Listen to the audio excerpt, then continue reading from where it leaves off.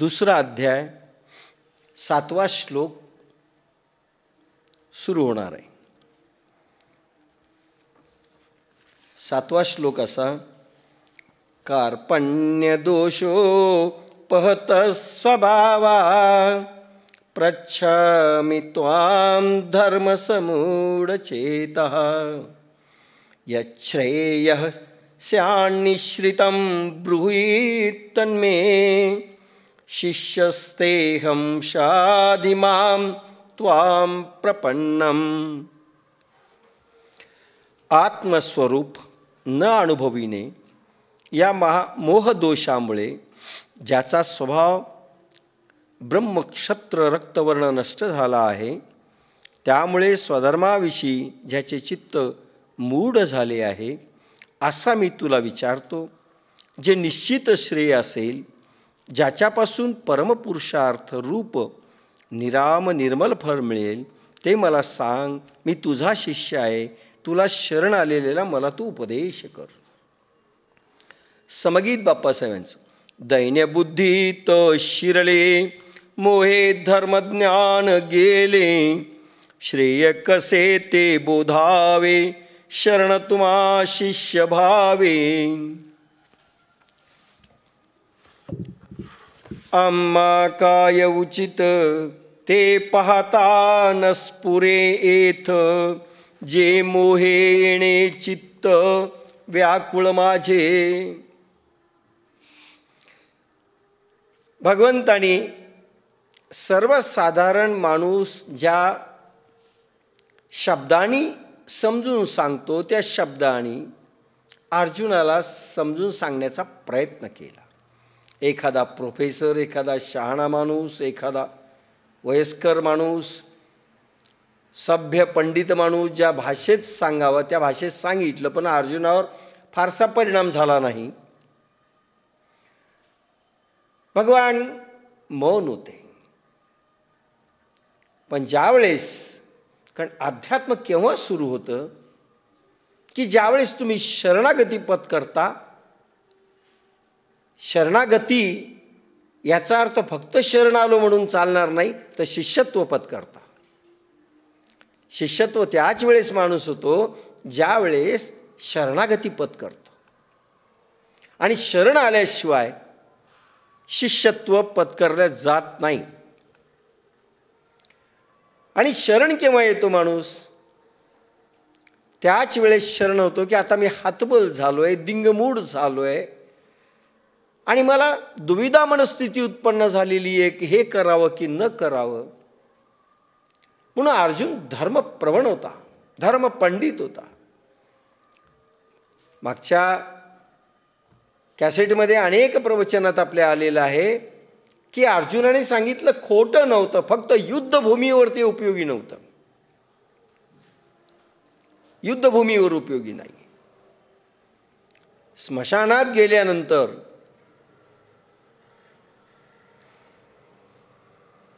लग्नातली गाणी उपयोगी नाही आहे.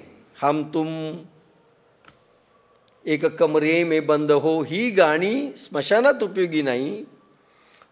तसं लग्नाच्या मंडपामध्ये दो हंसों का जोडा बिछड गयो रे, हे गाणं योग्य नाही.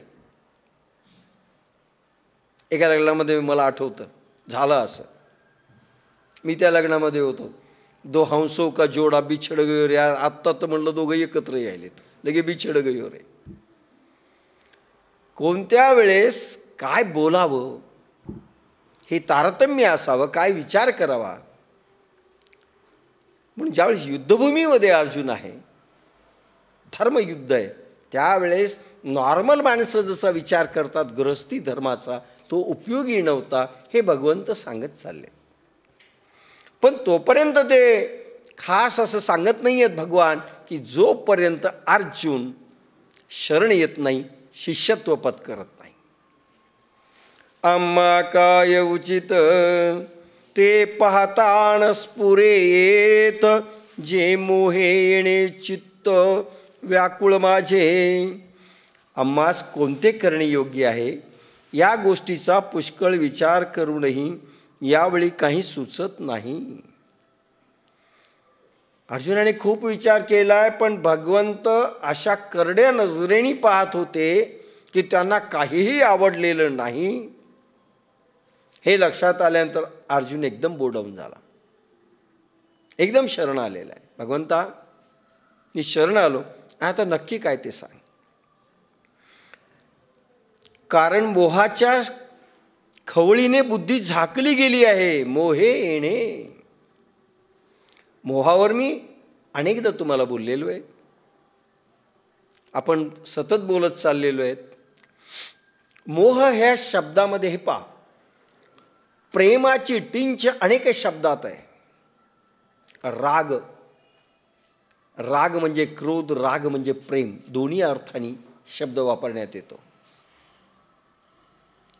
राग ह्या शब्दामध्ये प्रेम आहे, मोह ह्या शब्दामध्ये प्रेम आहे, आसक्ती ह्या शब्दामध्ये प्रेम आहे.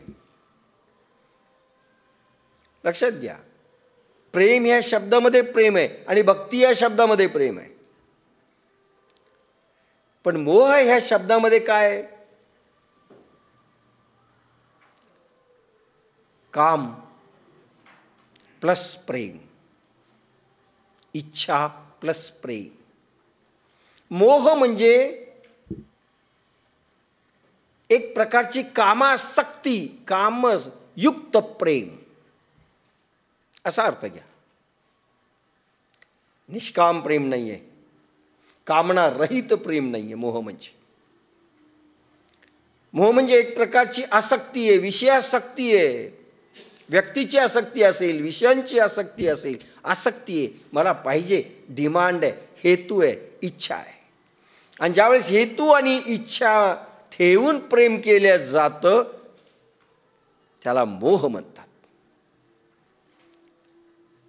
आईला एक मुलीचा मोह निर्माण होतो. मी नेहमी सांगतो, मुलाविषयी आसक्ती निर्माण होते. अरे इतकंच नाही, भवानीला देखील मोह उत्पन्न झाला होता.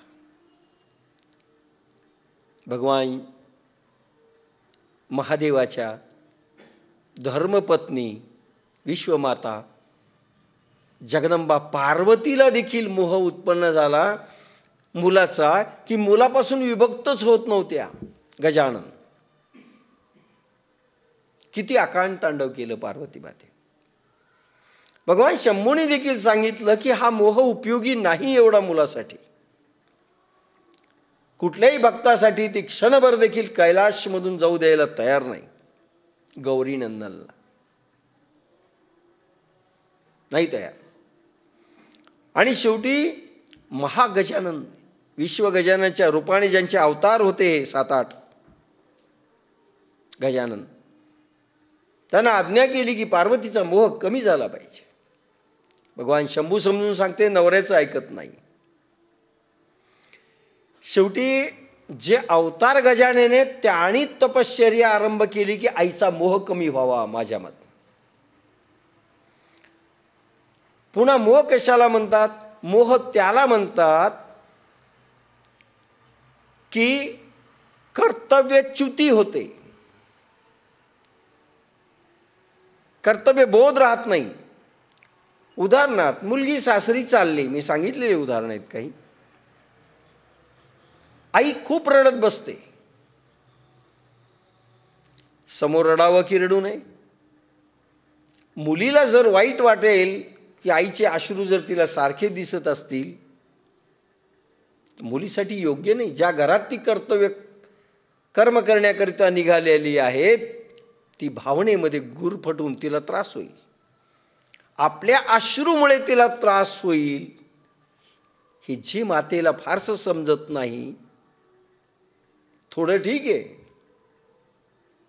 लगेच सावरता आलं पाहिजे, असं जर नाही घडलं त्याला मोह म्हणतात. आपल्या भावना रोकायच्या नाही, पण दुसऱ्यांच्या कर्तव्य कर्मांच्या आड यायचं, हा मोह आहे. आम्ही प्रेम करायलो, हे प्रेम त्याला कर्तव्यच्युत करणार आहे. म्हणून म्हणलं, जनक मातेला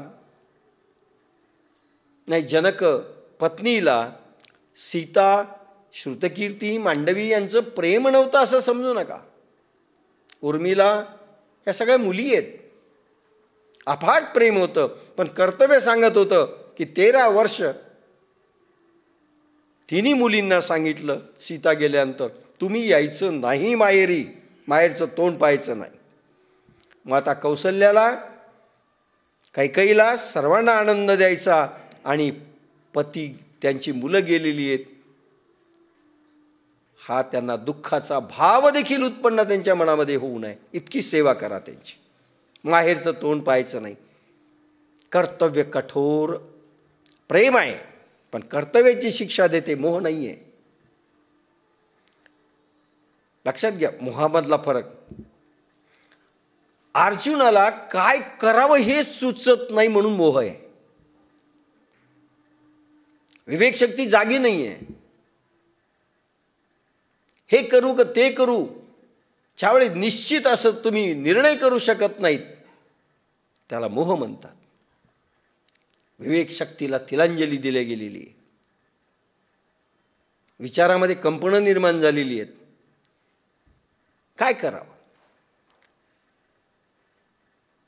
म्हणून तो म्हणतो, मला मोह उत्पन्न झालास, माझी बुद्धी झाकल्या गेली आहे, त्यामुळे तिच्याकडून निश्चित निर्णय मिळत नाही, म्हणून चित्त व्याकुळ झाले आहे. ज्या लोकांना काय करावं कळत नाही, म्हणून म्हणलं 2 लोकांना कळत नाही. एक तर अतिशय मूर्ख असतो, झटक्यात निर्णय घेऊन टाकतो, आणि एक अतिशय शहाणा असतो, ज्याचा निर्णय म्हणजे नंतर विचार केला तर करेक्ट होता असं लक्षात येतं. म्हणजे कोणी झटपट असा निर्णय दिला म्हणजे समजायचं नाही की मोहग्रस्त नाहीत बरं का, काय झटपट दिला असं नाही. कसोट्या जितक्या आहेत ना त्या कसोटीवर उतरलं पाहिजे. मोह हा शब्द तर व्याकुळ झालेले चित्त आहे, मी निर्णय करू शकत नाही असं अर्जुन म्हणतोय. तिमिरावरुद्ध जैसे दृष्टीचे तेज भ्रंशे, मग पाशीचा सताण दिसे वस्तू जात. डोळ्यांना तिमिर रोग होतो तेव्हा दृष्टी क्षीण होते आणि मग अगदी जवळच असलेली कोणतीही वस्तू दिसत नाही. मी रात आंधळं हा शब्द वापरला होता, मला आता आठवतंय. मी लहानपणी औषधं द्यायचो, समुद्रफेस आणि खडीसाखर वस्त्रगाळ करून एकत्र करून, समभाग एकत्र करून असं ते तयार केलेलं होतं. प्रत्येकाच्या डोळ्यात घालायचो. खूप खेड्याची माणसं यायची, 7वीत होतो त्यावेळेस. पेशंट दुरुस्त करायचो. डॉक्टर होऊ शकलो नाही, नाईलाज. तेव्हा दृष्टी क्षीण होते. मेडिकलला नंबर लागूनही मला डॉक्टर होता आलेलं नाही. आजीच्या आग्रहामुळे सोडून द्यावं लागलं. डोळ्यांना तिमिर रोग होतो, रात आंधळेपणा. जावयाची गोष्ट सांगितली होती की रात आंधळा जावई कसा असतो आणि कशी फजिती होते, तसं माझं झालंय असं अर्जुन म्हणतो. कबूल करणं फार महत्त्वाचं आहे बरं. माणसं कबूलच करत नाहीत. आम्हाला कळत नाही हे कबूल करत नाही, निर्णय करू शकत नाही हे करू शकत नाहीत. अशी काही मूर्ख माणसं असतात, जास्त हीच असतात. आपल्याला कळत नाही, लोकांचं ऐकायचं नाही. काय म्हणतात त्याला? आपल्याला कळत नाही आणि लोकांनी सांगितलेलं पटत नाही. जास्त संख्या अशीच आहे.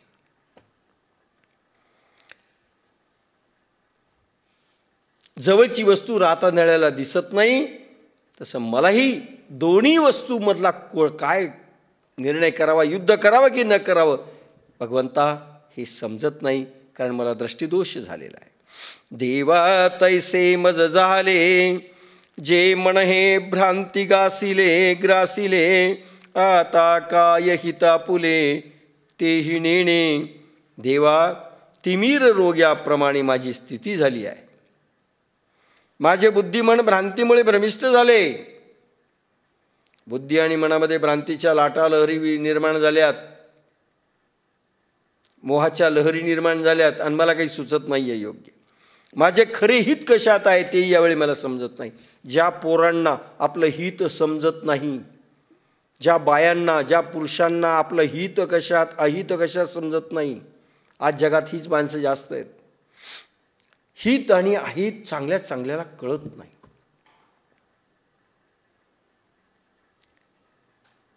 एखाद्या शाळेमध्ये शिकत असताना एखाद्या शिक्षकाविषयी राग आला, तो काही बोलला. मुलगा म्हणतो मला ह्या शाळेत जायचं नाही, बस आय विल क्विट स्कूल, मला ही शाळा सोडायची. अरे शिक्षक असेल, एखाद्या वेळेस तो रागावला, तो चिडून बोलला, अजून काही बोलला, सहन केलं पाहिजे, हित आहे. कारण असं शिकवणारा शिक्षक जर नसेल त्याचं सगळं सहन केलं पाहिजे. शिक्षक कुठे असे असतात का त्याला गाईडलाईन देतं कामा नाही. बाप्पासाहेबाला मी कधीच गाईडलाईन दिली नाही, बाप्पासाहेब तुम्ही असं वागायला नकोय. मला तरी अनेक जण गाईडलाईन देतात, कारण मी तुमचा गुरुच नाही. आम्ही कधी गाईडलाईन दिली नाही. बाप्पासाहेबांनी एवढ्या कठोर शिक्षा दिल्या, खूप चिडून बोलायचे, काही काही महिने बोलायचे नाहीत, गेट आउट म्हणायचे, उठून जा म्हणायचे. आम्ही परभणीहून जायचो, मौन धारण करायचे पहिल्याच दिवशी हटकून, पाहायचे नाहीत, बस साधनेमध्ये बसायचे किंवा बस मच्छरदाणी लावायचे आणि बसायचे. शेवटी आम्ही 5-5 तास 6-6 आम्ही त्यांच्या पुढे साधना करत बसायचो. तुम्ही रूम पाहिलेली आहे समाधी स्थानाची, आळंदीची. मग शेवटी एक चिठ्ठी लिहायची, कशाला येता, पैसे कशाला खर्च करता, निघून जा, अशी चिठ्ठी द्यायची. आम्ही चिठ्ठी ठेवायचो, पुन्हा बसायचं, काही बोललो नाही. रडायचो पुष्कळ वेळेस, पण सहन केलं पाहिजे. आणि सहनशीलता असेल त्याला हित म्हणतात. कारण विद्या घ्यायची, तो कशा प्रकारे देईल माहिती नाही, त्याच्या तंत्राने घ्यावी लागेल, त्याच्या पद्धतीने घ्यावी लागेल. आणि तुम्ही मध्येच जर म्हणत असाल याच्यापेक्षा तर ना आलेलं बरं, नका येऊ, काय बिघडलंय, नका येऊ. बाप्पासाहेबांनी ज्या कठोर परीक्षा घेतल्या, मला आठवतं BA फर्स्ट इयरला रात्रभर रडायचो मी, कुठून आलो.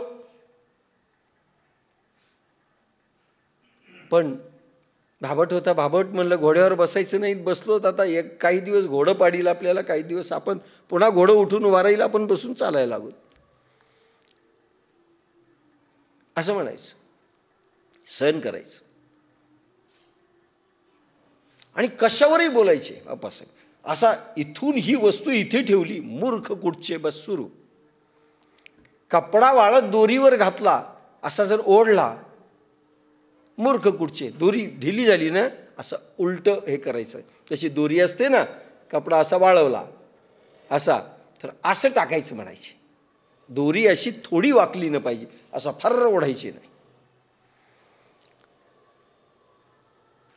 आणि ती जर बरोबर नाही आम्ही ओढली, बस आमची साधना गेली, सगळं गेलं खड्ड्यात. पुन्हा काही महिने बोलायचे नाही, कारण दोरीचा कपडा बरोबर नाही ओढला. आम्हाला वाटायचं काय संबंध त्या दोरीचा आमचा, त्या साधनेचा. पण नाही, हित कशात आहे अहित कशात आहे हे समजलं पाहिजे. आणि हे जोपर्यंत तुम्हाला समजत नाही हित आणि अहित, तोपर्यंत व्यवहारातही आपण सक्सेस होत नाही.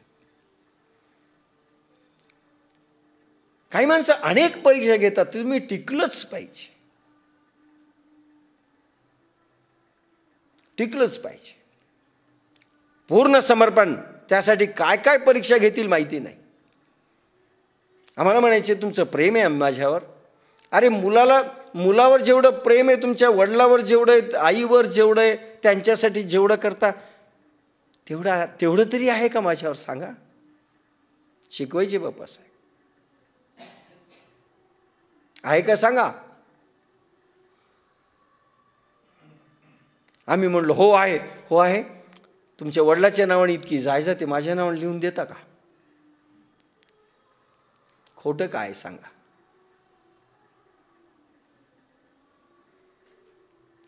पूर्ण समर्पण भाव.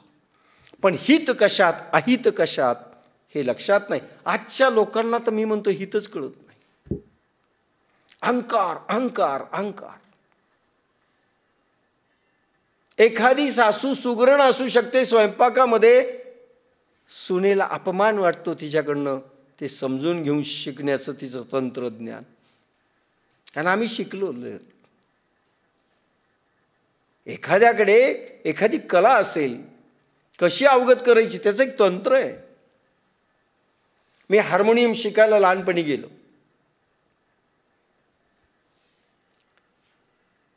एक सर आले होते गुंडेराव गुरुजी सेलूला. त्यांच्याकडे गेलो. गेल्यानंतर मी आणि बाबड गेलो. त्यांनी आत टाकली. कधी येईल विचारायचं नाही, नंबर 1. नंबर 2, लाजायचं नाही. आणि नंबर 3, तुम्ही मी जोपर्यंत सेलूमध्ये सोडून जायचं नाही. आणि चौथी 8, मी एखादी ओळ दिली तर दिली, नाही दिली तर मागायची नाही. 4 प्रकार. येस म्हणलो. अटी आहेत. गरज असली या, नाही तर त्यांना गरज नाही. गेलो तर मी लाजायचं नाही, मागायचं नाही. पहा किती सगळे कठीण आहे. एक साधी हार्मोनियम शिकायला गेलो तर केवढं अवघड आहे. पण शिकलो त्यांच्याकडनं. हित कशात, अहित कशात आपलं आपल्याला कळावे. व्यवहारामध्ये अनेक बायांना हित समजत नाही, अनेक पोरांना समजत नाही, अनेक पुरुषांना समजत नाही. याच्याशी मैत्री ठेवण्यात हित आहे का अहित आहे? स्वतःच्या अहंकाराकरता चांगल्यांचे संबंध आपण खतम करतो. मला बोललेलं नाही आवडत, आपल्याला कोणी असं बोललेलं आवडणार नाही. अनेकांनी आपले जीवन उद्ध्वस्त करून घेतले कारण हितच कळत नाही. ते देसाई मोरे आहेत ना, त्यांच्याशी तुम्ही शरणागती पत्करू नका. उपाशी मारा. पण अरे कशा करता उपाशी मारा? एवढा अहंकार. हित आणि अहित कळत नाही. अहंकार समोर येऊ देत नाही. हे करावं की न करावं, खूप असंख्य उदाहरणं आहेत, पण जसे येतील तसे देत राहू. आणि त्यामुळे हित कशात आहे मला समजत नाही हेही समजलं पाहिजे बरे का. तुम्ही म्हणाले त्या पोराला अरे वेळेवर अभ्यास केला पाहिजे, त्याला हितच कळत नाही, काय करणार तो? योग्य वेळी योग्य वयात पाहिजे ती गोष्ट न करणं म्हणजे हित कळत नाही. आपल्याला योगदामधून काही पोरं आणि पोरी काढून टाकाव्या लागल्या कारण हित कळत नाही.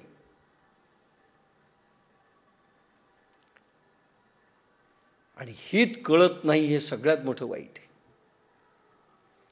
पण हे आम्हाला हित कळत नाही हेही समजून घेणारा पाहिजे ना समोर. नाही आम्हाला जे कळतं ते तुम्हाला कळत नाही, इथपर्यंत लोक जातात.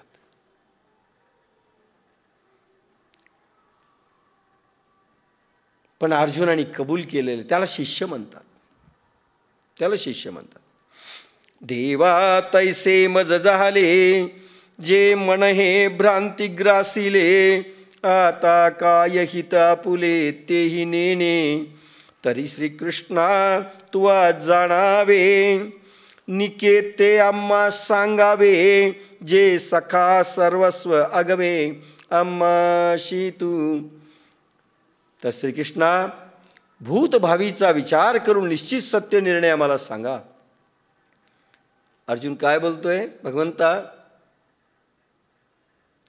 निर्णय करताना तुम्ही झटकन करू नका, भूत आणि भविष्यांचा विचार करा. लांब दृष्टी आणि आखूड दृष्टी. लांबचा पल्ला पहा. हे पहा, लक्षात घ्या. हित ह्या शब्दाचा विचार करत असताना आपण असो की ज्याला आपण विचारायला गेलो त्या व्यक्तीला असो, त्यांनी 2 पद्धतीने विचार केला पाहिजे, आताचा आणि लांबचा. एखाद्या वेळेस आता योग्य नसेल, पण दूरदृष्टीने विचार केला, भविष्याचा वेध घेतला तर ते उपयोगी असेल तर केलं पाहिजे. उदाहरणार्थ, आता रात्रंदिवस अभ्यास करणं योग्य नसेल कारण खाणे पिणे के दिन आहे असं वाटलं तर लक्षात घ्या, खाणे पिणे के दिन है असा जर विचार केला, और मज्जा मज्जा करेंगे असा जर विचार केला, आणि ह्या वयात सगळं सोडून आम्ही हे सगळं करायचं असा विचार केला, काय होईल? लांबची दृष्टी मुकेल मोठेपणातून. जे पुढे भविष्यात ठेवलेलं आहे त्याच्यापासून मुकेल. म्हणून एकदा मी उदाहरण सांगितलं होतं की नेपोलियन बोनापार्ट हा गरिबांचा मुलगा, वडील नाहीत, आणि आई सतत सांगते, बाळा तुला फार मोठं व्हायचं आहे, या फ्रान्स देशाचं देखील तू आधारस्तंभ झाला पाहिजेस. माझं एक स्वप्न आहे. गरिबीतली आई, खेड्यातली आई. आणि हा ज्यावेळेस एका घरी, त्या काळातलं शहर जे असेल त्या ठिकाणी तो गेला, एक खोली घेतली. ती मालकीन नेहमी त्याला टोचून बोलायची किंवा हसून टिंगल करून बोलायची. पोरं यायचे, मित्र यायचे, चल फुटबॉल खेळूत, चल व्हॉलीबॉल खेळूत, काय असेल त्या काळातले खेळ. एक वेळ वाटायचं संध्याकाळी खेळलं पाहिजे. हो, डॉक्टर भोकरे सारख्यांना विचारलं, असे डीनला पशु महाविद्यालयावर, संध्याकाळी खेळलंच पाहिजे. पोरांनी संध्याकाळी तरी कमीत कमी खेळलं पाहिजे असं म्हणतील.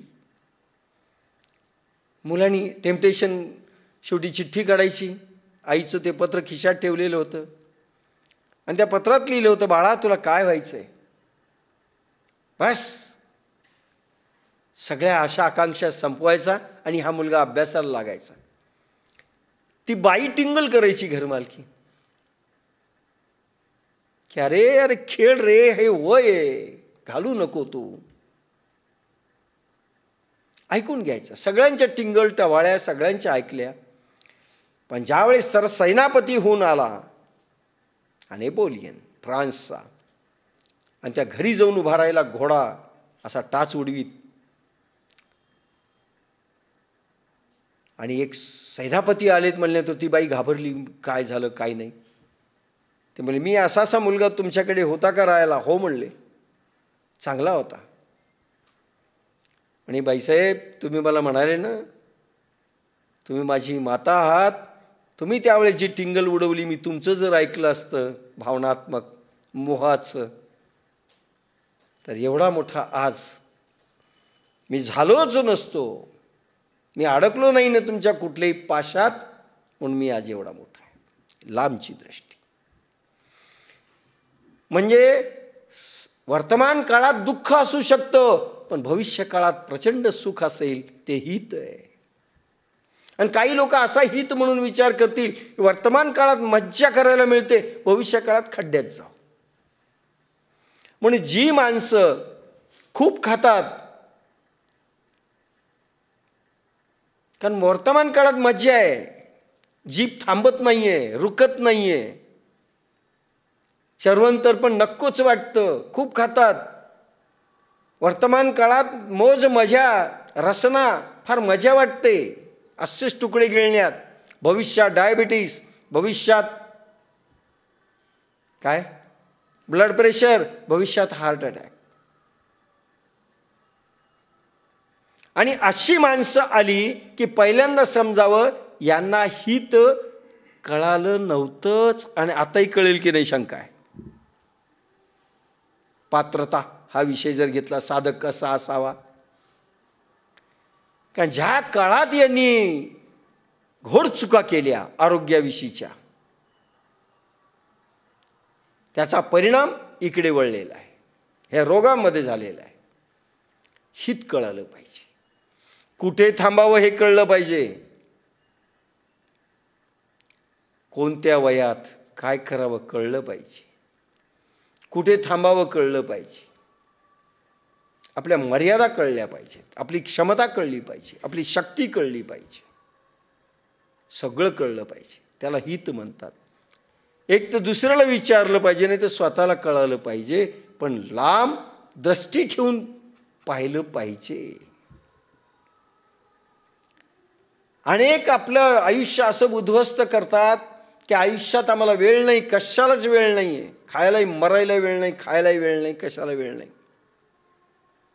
पैशाच्या मागे एवढे धावतात, आयुष्याचे क्षण आणि आरोग्य पणाला लावून पैसा मिळवतात आणि नंतर मिळालेल्या पैशाने गेलेलं आरोग्य पुन्हा मिळवण्याकरता पैसाही घालवतात.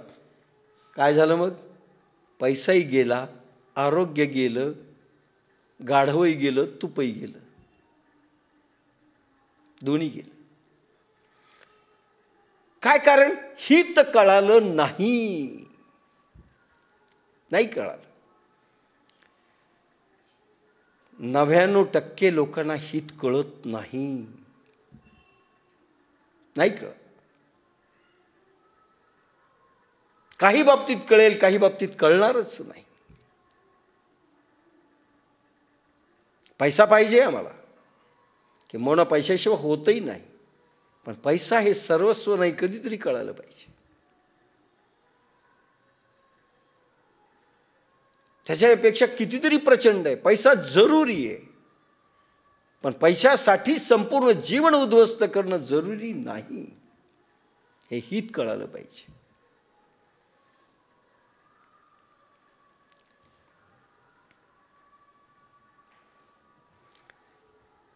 भूतभावीचा विचार करून, म्हणजे भूतकाळातला विचार करा, वर्तमान काळाचा करा, भविष्य काळाचा करा, असं करून हित ठरवा. ही लाईन दिली पहा, जी आपल्याला उपयोगी आहे. मौलीनी अर्जुनाच्या माध्यमातून आपल्याला लाईन दिलेली आहे, कसा हित समजावं. निश्चित सत्य निर्णय आम्हाला सांगा, कारण आमचे जीवलग इष्ट मित्र सर्व रीतीने आपणच आहात. भगवंता, तुम्ही जीवलग आहात, मित्र आहात आणि इष्ट आहात. खरा मित्र कोण? सध्या असं आहे, खरा मित्र कोण?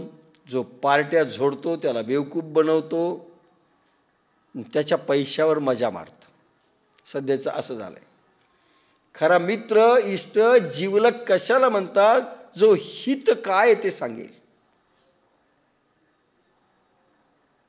स्पष्ट सांगेल, आवडो ना आवडो तुम्हाला. तुका म्हणे हित होय तो व्यापार. पुढे कराळ ते काय? तुका म्हणे हित होय तो व्यापार. हित काय? असा व्यापार करा. इंद्रियांचा व्यापार, मनाचा व्यापार आणि बिझनेसचाही व्यापार. कुठलाही हित.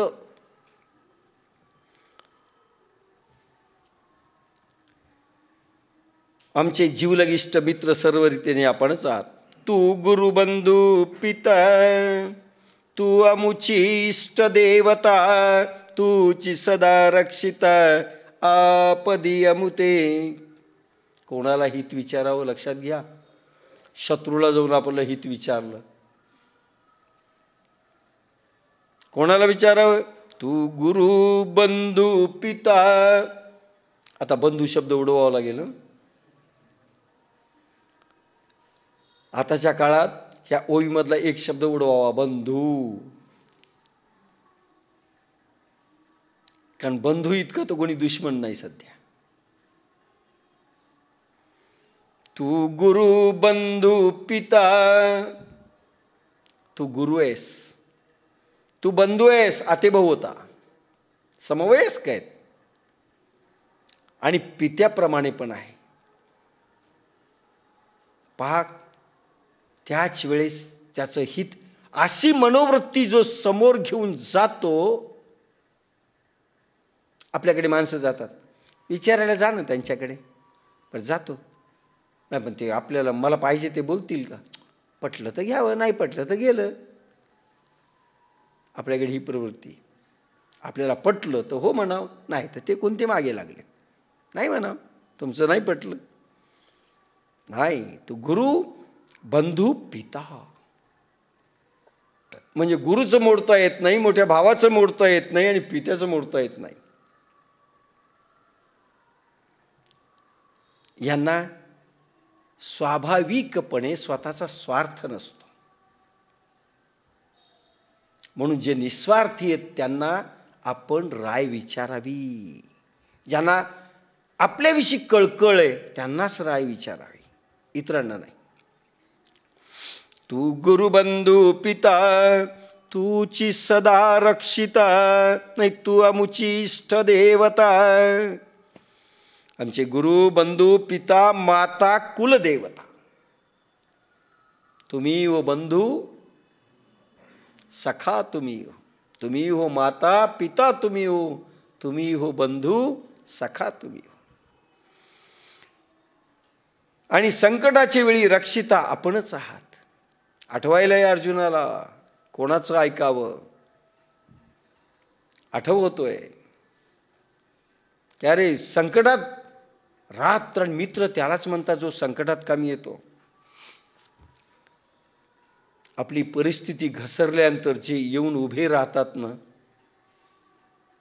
बळ द्यायला, ते खरे मित्र, ते खरे इष्ट, ते खरे नातेवाईक. संकटाच्या काळात परीक्षा, तुम्हाला परीक्षाच घ्यायची असेल, फक्त संकट येऊ द्या, मग लक्षात येईल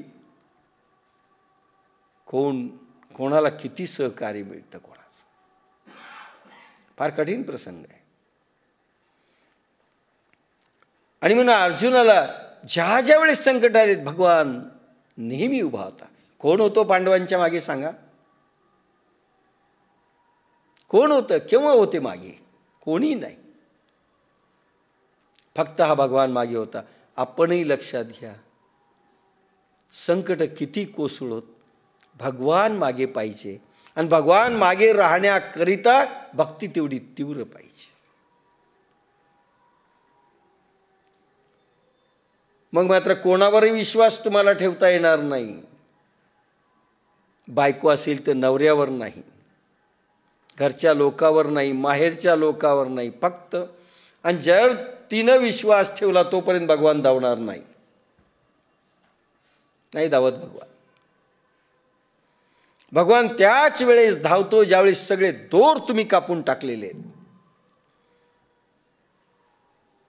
कोणते दोर? आणि त्यांनी मांडलंय तुम्ही हो माता पिता तुम्ही हो. फक्त आरती करताना नाही, परिपूर्णपणे भगवंता तुझ्याशिवाय कोणी नाही. जसं द्रौपदीचं झालं होतं, मी सांगितलं ना की द्रौपदीचं ज्यावेळेस चीरहरणाचा प्रसंग चाललेला आहे, ही महाराज धृतराष्ट्राला पहिल्यांदा विनवणी करते. त्याला भगवान आठवत नाही. आणि आपल्याला शेवटी भगवान आठवत असतो बरं, अगोदर कधीच नाही. महाराजाला खूप प्रार्थना केली, तुम्ही सासरे आहात, असे आहात, तसे आहात, काही उपयोग झाला नाही. 5 पांडवांना तिनं विनंती केली की तुम्ही माझे रक्षक आहात, काही उपयोग झाला नाही. कृपाचार्याकडे गेली, द्रोणाचार्याकडे गेली, शेवटी भीष्म पितामहाकडे हात जोडून उभी राहिली. हे काही करू शकत नाही, तुम्ही फक्त आरोळी ठोका, काही उपयोग झाला नाही. आणि मग तिनं जो आकांताने टाहो फोडला, हा भगवान द्वारकाधीश द्वारकेमध्ये जेवत होता. मी तुम्हाला सांगितलं, जेवत असताना रुक्मिणी वाढत होती, पाटावर बसले होते. डायनिंग टेबल त्या काळात नसावा. आणि जोरात पळाले, तसाच घास तोंडात ठेवून आपण दरवाजापासूनच परत आले. रुक्मिणीला नेहमीच होतं, केव्हाही पळू शकतात हे तिला माहिती होतं, पण परत आलेलं तिने पहिल्यांदाच पाहिलं. अहो तुम्ही पळत गेला त्यावेळेस लक्षात आलं की कुठल्या तरी भक्तावर संकट आलं, पण तुम्ही परत का आले? ती म्हणाले त्या भक्ताला स्वतःच्या सामर्थ्यावर आता भरोसा झालाय. सगळ्याकडून सुटली म्हणे ती. आणि कोणाची गोष्ट करताय म्हणले? पांचाली, द्रौपदीची. द्रौपदीला स्वतःवर भरोसा झालाय म्हणून दातात पदर तिनं अडकून ठेवलाय. दातात पदर. स्वतःच्या दातावर तिला आता विश्वास आहे, म्हणून परत आलो. आणि ज्यावेळेस शेवटी दातातला पदरही सुटला आणि तिनं अकांताने टाव फोडला, हा द्वारकाधीश मीलभर वस्त्र घेऊन पळाला.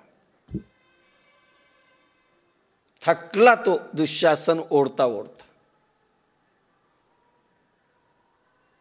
कशाकरता सांगितलं? पाश तुटले पाहिजे, की माझा रक्षता फक्त भगवान आहे, मला कोणीही नाही ह्या जगात. जोपर्यंत हा भाव येत नाही तोपर्यंत भगवान तुमच्या पाठीमागे कधीच येत नाही. कोणाच्याही पाठीमागे गेले नाही.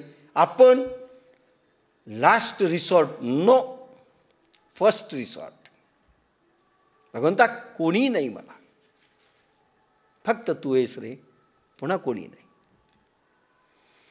हा भाव जोपर्यंत जागृत होत नाही तोपर्यंत हा भगवान पळत नाही. आणि या अर्जुनाला लक्षात आलेलं आहे, म्हणून भगवान तूच आहेस रे, आता तुझ्याशिवाय कोणी सांगू शकत नाहीस. संकटाच्या वेळी रक्षिता आपणच आहात.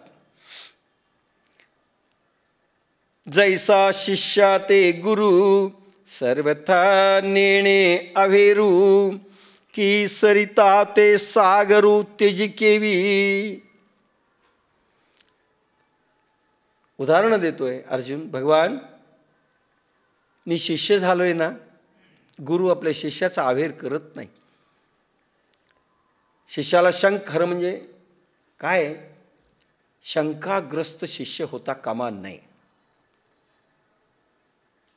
शंका निरसन करण्याकरिता प्रश्न विचारायचे, पण कुशंका घेऊन सारखं नाही करायचं. शंका असावी, कुशंका नसावी. पण शंका रहित प्रेम गुरुवरती पाहिजे. निसंकोच पूर्ण समर्पण. तर तो म्हणतो, ज्याप्रमाणे श्री गुरु आपल्या शिष्याचा कोणत्याही प्रकारे तिरस्कार करत नाही, त्या शिष्याचा तिरस्कार होत नसतो, पण त्यांनी गुरुनी शिष्य म्हणून ॲक्सेप्ट करावं. बाप्पासाहेबांना अनेक लोक गुरु मानत होते, पण त्यांनी सांगितलं मी कोणालाही शिष्य मानत नाही, फक्त आम्हाला तिघाला ॲक्सेप्ट केलेलं होतं, इतरांना नाही.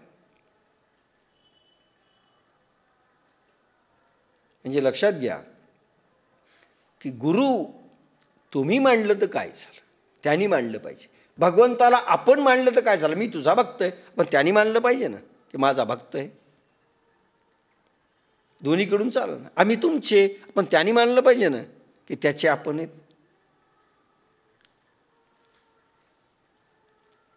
त्याप्रमाणे श्री गुरु आपल्या शिष्यांचा कोणत्याही प्रकारे तिरस्कार करीत नाही. शिष्य म्हणून घेतलं तर तिरस्कार नाही. परीक्षा घेण्याकरिता तिरस्कार करील, पण खरं मनातून नसतं, वरून असतो. झालेला विषय कॅसेटमध्ये मागे आलेला आहे. रज्जबच्या कवितेमध्ये, रज्जबच्या त्या पदामधून आपल्याला आलेलं आहे सगळं, मागे पाहावं. किंवा सागर नद्यांचा त्याग करीत नसतो. ही नदी बेकार आहे, ही नदी अवकळ आहे, ही नदी अज्ञानी आहे, हिचं पाणी गढूळ आहे. सागर तिरस्कार करत नाही. तसं आपण माझा स्वीकार करा, तिरस्कार करू नका. ना तरी अपत्या ते माये, वा सांडूनी जरी जाये, तरी ते कैसेणी जिये ऐके कृष्णा. अथवा देवा, आपणच विचार करा की जर आपल्या तानुल्याला सोडून गेली तर ते वाचेल काय? हे तुमचं तानुलं आहे आणि आई जर सोडून गेली तर वाचेल का ते तानुलं? एवढा समर्पण भाव आणि ऐकण्याची मनस्थिती झाली पाहिजे, नाही तर कृष्ण अबोल बसले होते. तैसा सर्वापरी अम्मासी, देवा तूच एक आशी, आणि बोलिले जरी न मानसी मागील माझे. त्याप्रमाणे सर्वतोपरी आम्हाला देवा आपणच एक आधार आहात. शिष्याला आधार फक्त गुरु वाटला पाहिजे आणि देव वाटला पाहिजे, तिसरा आधार नाही. तरच तो भक्त होण्याच्या लायकीचा होतो. पहिल्यांदा शिष्य होण्याचा लायकीचा झाला पाहिजे, मग भक्त होण्याच्या लायकीचा होतो, त्याच्या आधी नाही. आणि त्याला आधार वाटला पाहिजे. फुरसतीच्या क्षणी मी सगळं करेल म्हटलं तर संपलं सगळं. ज्या लोकांना अध्यात्म फुरसतीच्या क्षणी असेल, ना आपण शिष्य आहेत, ना आपण भक्त आहेत, ना आपला कोणी देव आहे, ठीक आहे. बाप्पासाहेबांच्या भाषेत चलते चलते चने चटपटे दिखे खाने को आ गए आम्हाला म्हणायचे. बाजारातून चालले, चटपटे चने दिसायला लागले, चलो दे दो भाई 10 एक पैसे की हमको भी. बस असे आले. चटपटे चने खायला आले का आम्हाला म्हणायचे. आणि तेही बाजारातून दिसायला, एक एक माल दिसायला, चला दिलं तर दिलं, नाही तर दुसरं दुकान. तैसा सर्वा परी अम्मासी देवा तूच एक हाशी, आणि बोलिले जरी न मानसी मागील माझे. त्याप्रमाणे सर्वतोपरी आम्हाला देवा आपणच एकाधार आहात. व आतापर्यंत जे मी बोललो ते जर आपणास पटत नसेल, काय काय बोलला की वर्णसंकर होईल, स्त्रिया कशा भ्रष्ट होतील, हे सगळं मी सांगितलं, ते पटत नसेल तर आधार तुम्हीच आहात. आता रागवेल भगवान, आणि भगवंताचा राग सहन करायला अर्जुनाजवळ ताकद नाही. म्हणून पटत नसेल तर काय ते सांगा. तरी उचित काय अम्मा जे व्यभिचरे ना धर्मा, ते झडकरी पुरुषोत्तमा सांग आता. तरे पुरुषोत्तमा, जी गोष्ट आम्हास उचित असून स्वधर्माचे विरुद्ध नसेल, पाकाय आत टाकलेली आहे, आम्हाला एक सांगा.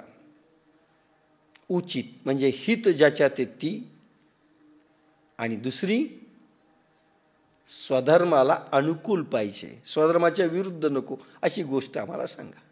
8वा श्लोक, 2रा अध्याय. नहीं प्रपश्यामि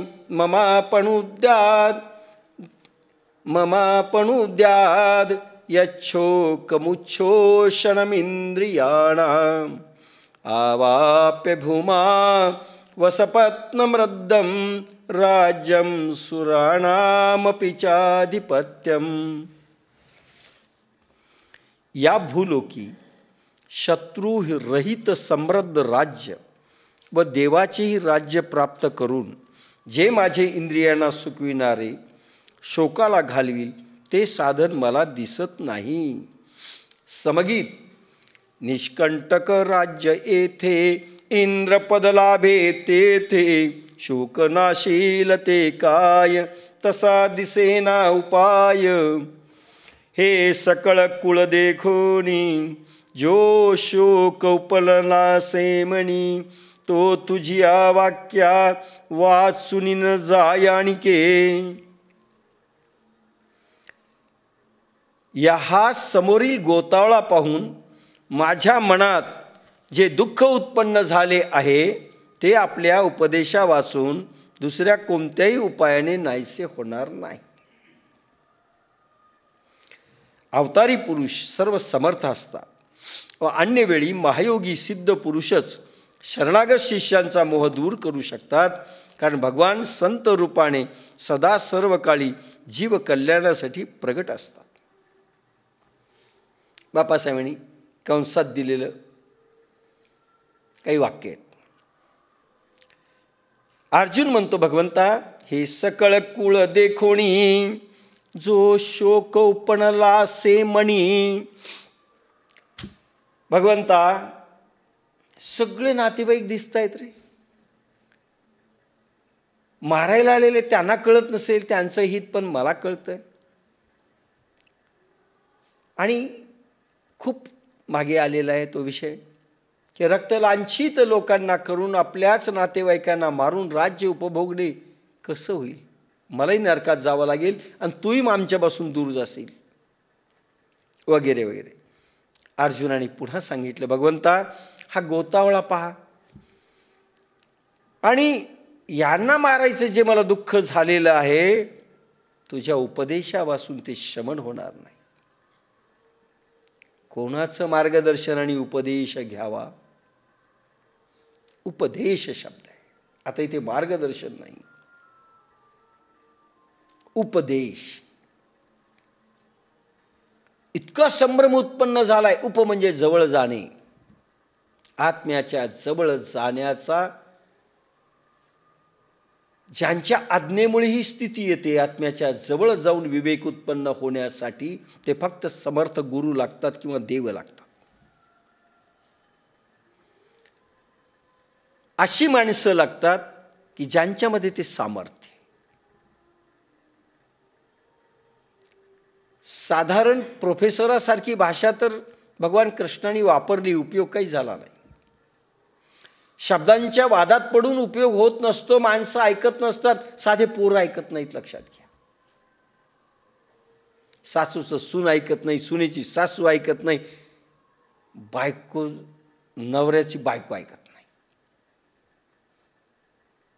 आम्ही किती किती सांगायलो असं करू नको, पण ते पोरं ऐकत नाही. नाही ऐकत. का? तुमच्या संतत्वाचं तेज नाही, किंवा त्याला तुम्ही संत वाटत नाही. लक्षात घ्या. वाणी तपश्चर्येचं तेज पाहिजे, ओज पाहिजे. त्याला बरोबर ठिकाण्यावर नेऊन ठेवील असा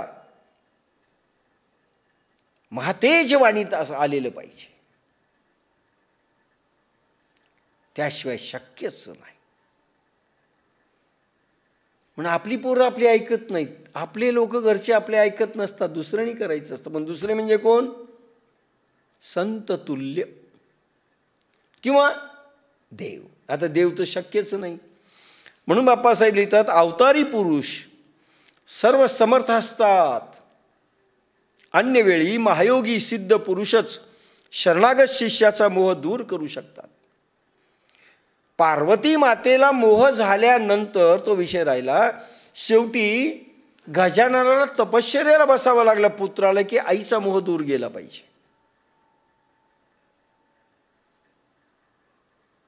सगळं तपाच्या जोरावर करावं लागतं. आपलं कोणी ऐकत नाही ना, तप कमी पडलं. तप कमी पडलं. तप कमी पडलं, भगवंतावरचं श्रद्धाही कमी पडली, आपल्या क्षमताही कमी पडल्या, सगळं कमी पडलं. घ्यावं.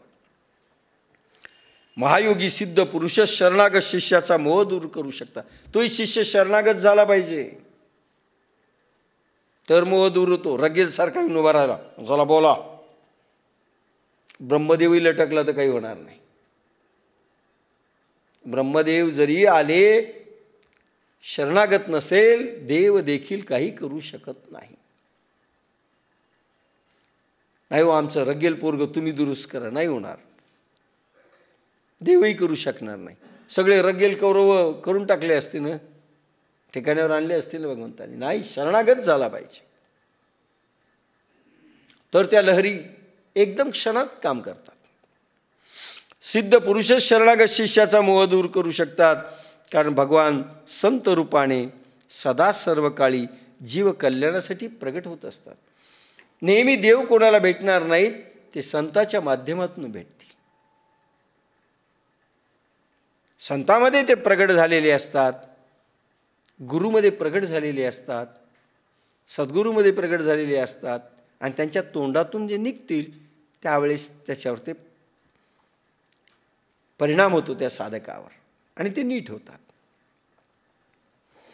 एत पृथ्वी तळाप होईल, हे महेंद्र पदही पाविजेल, परिमोहान फिटेल मानसीचा.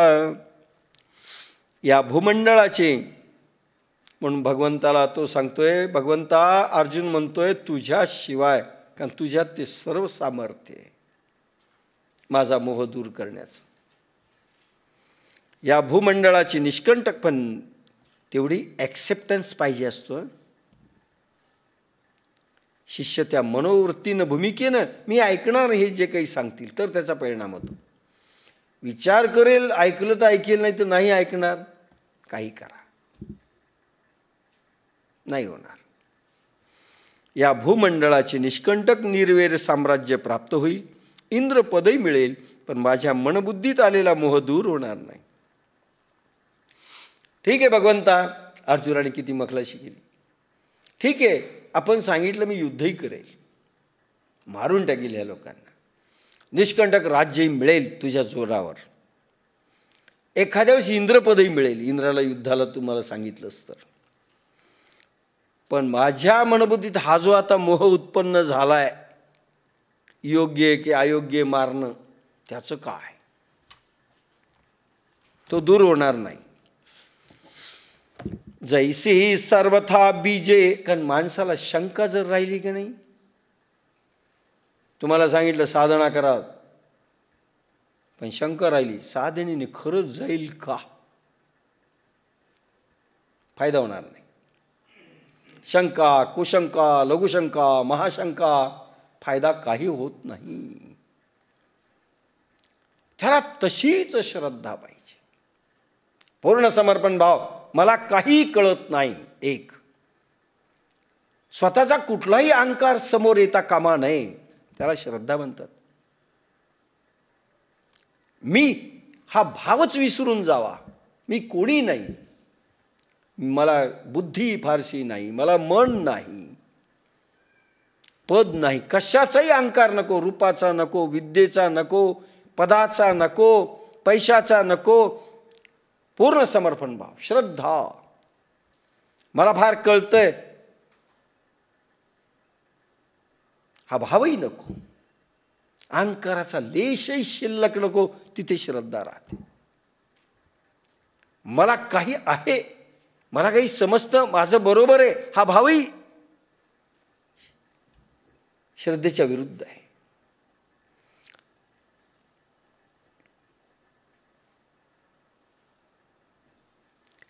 जैसी सर्वता बीजे आहळली, ती सुक्षेत्री जरी पेरिली, तरी नवी रुडती शिंचली अवडे तैसी.